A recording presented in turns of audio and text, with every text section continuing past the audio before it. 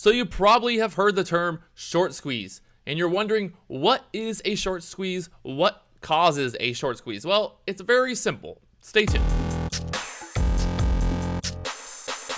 So taking a look here at Mbrx, huge short squeeze this morning, and you're like, well, how do you know it's a short squeeze? Well, I can tell you why it's a short squeeze and why it happened. So looking at the morning this morning, you can see it opened up, didn't do much, could not go above this red to green area, couldn't get above that $2 area, and got kind of held down for a while.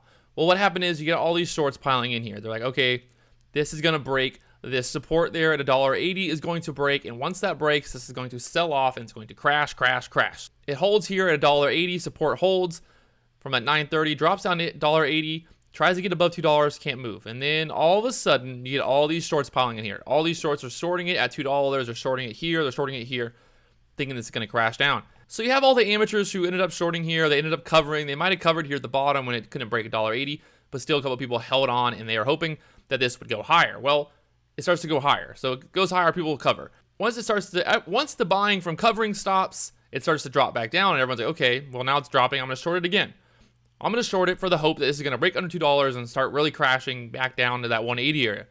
So again, people start shorting here, they short on this candle, they short here at $2 right in that area.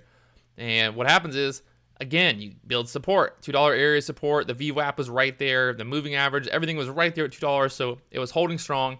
It couldn't break. This is definitely going to break through $2. Once it breaks through $2, the VWAP is going to break.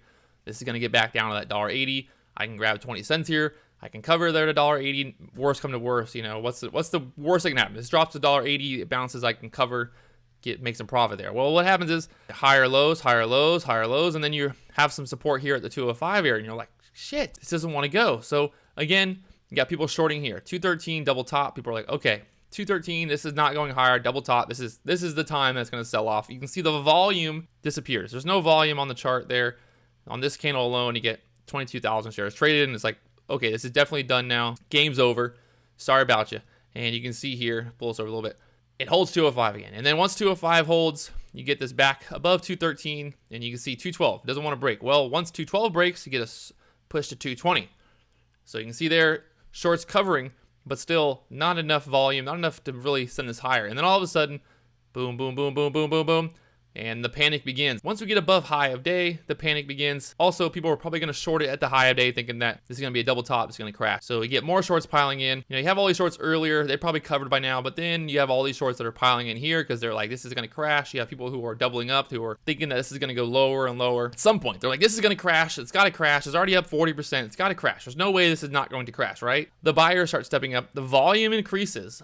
And then you get just everybody running out the door. It's literally everybody just running to get out the door on this. And you can see here, once that high of day 220 breaks, you get a break of that again. You get all the way to 231, from 231, 237.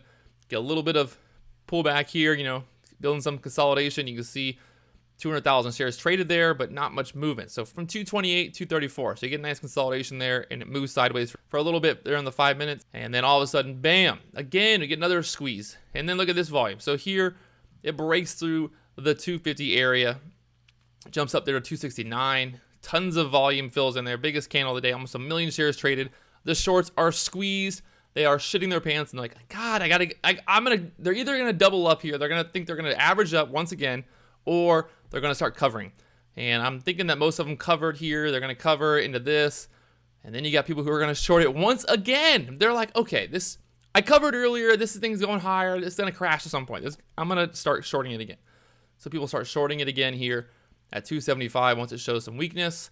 And then again, you get this little spike down, and they're like, yes, this is over. I won this. The squeeze is over. We're going to win. The shorts are going to crash this back down to $2, and I'm making so much money. Well, shit. All of a sudden, more buying happens, and you get it extended. It's extended, so people are like, well, I'm for sure going to squeeze this, and it's going to crash, and then I'm going to make some money here. And you can see it runs up to 284 there. That's the mindset. So as a short, I'm looking at this, and I'm looking at every top, and I'm like, I'm going to short every top with the idea that this is going to crash, and then I have my stop above that top. So if the top's here is at 217, I'm going to short here at 213. I'm watching that 217 area to cover.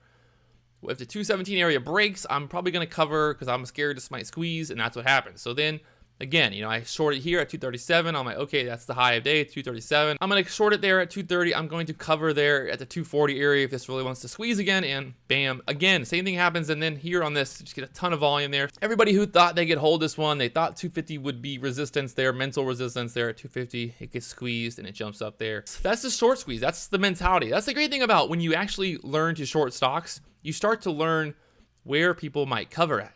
So if I'm trying to go long in the stock and I'm sitting here and I'm like, okay, this looks pretty good at 205. If I can get in at 205 and it might squeeze, so if I get in at the 205 area and then all of a sudden we get a squeeze here, I think the shorts are going to start covering at the new high of day area. And then if we get that kind of chain reaction, we'll get more people buying, and then we're going to get a nice squeeze. And that's kind of how you got to think about it. So I'm thinking about it as a short, even when I'm going long. So I'm just thinking about it both ways. How is a short going to play this? And then also I think about it when I go short, how would I play this as a long? So if I short this at 213, obviously I'm going to think, well, shit, if 205 support holds, that's a bad sign, because if I was long, I would probably go in here at the 205 support for a look to go higher. It's really important to understand both mentalities. You can understand bears, you can understand bulls. You got to remember, both bears and bulls are trying to make money, but the idea is that we're fighting each other in the sense that we want the stock. One person wants the stock to go down, one person wants the stock to go up, and there's a certain area. So when you're playing those support resistance areas, you're just playing the reverse.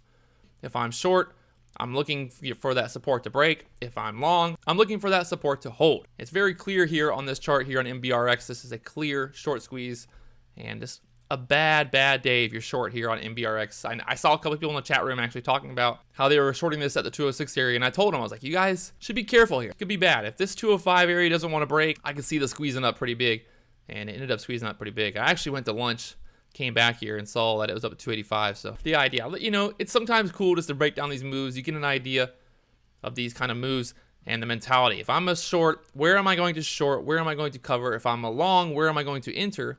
And where am I looking to take profit at? So kind of the same thing. So you got to kind of have that mentality, thinking both sides of the trade, and always be ready. If I see a long opportunity that becomes a short, I'm not going to marry the idea. I'm not going to marry the idea that the stock is going up. I'm going to see it from all the different point of views. Hopefully this video helps you guys trade these short squeezes a little bit better and gives you guys an idea when you are short, when you might want to cover, or if you're going long on a short squeeze, when you might want to take profit. Hopefully you enjoyed the video.